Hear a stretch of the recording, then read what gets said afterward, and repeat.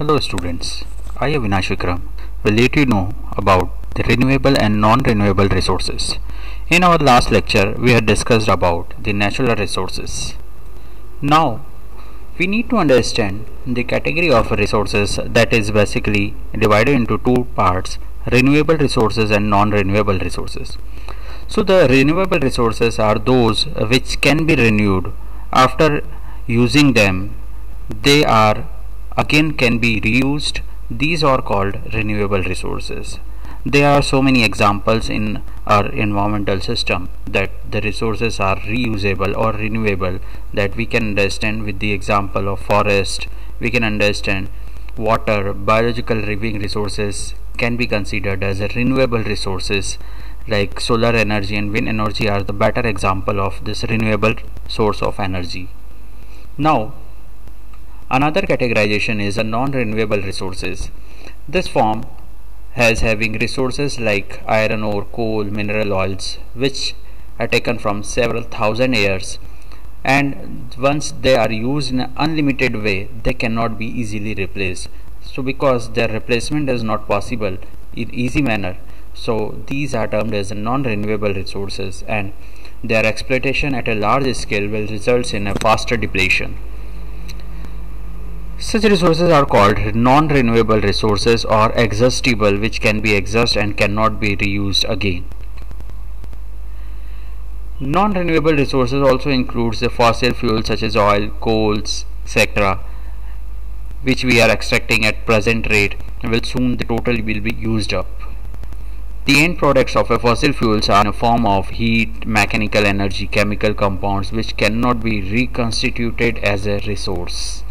So these are basically two categorization of resources, renewable and non-renewable.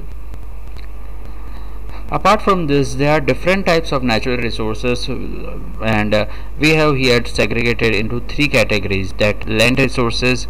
In land resources, that India is on a 7th position on the total world, and when we compare it with the population, the India is on 2nd position after China. So the land resources are very limited in India, and around 2.5% of the total world population land is in India. So the resources are very limited and we have to use it in a proper manner. So this is called land resources. Forest resources is like there are so many forest areas, but the resources per capita, or we can say the forest per person, is very less in numbers. It is 0.5 hectare as compared to the 2 hectares from the world. So this is all about the forest resources. And mineral resources, whatever we are extracting, the minerals like iron ore, coal, bauxite, manganese, gold, silver, all these are the mineral resources which we are getting through the land and through this nature. So these are the resources. These are various types of resources. And when we talk about these natural resources, there is a few problems associated with the natural resources extraction. That first is the unequal consumption of a natural resources. Like we are not preparing a separate schedule for the consumption of these resources. Like in developing, underdeveloped and developed countries, there is a frequent level of consumption of these resources, which will create a hamper and which will create issues in an environment.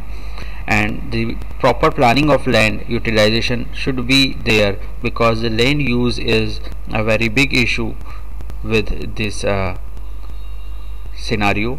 And the need of a sustainable lifestyle is very much important, because we need to understand the human development index, that is the comprising of increase of longevity and the enhancement in income, and the next is the most important part, that is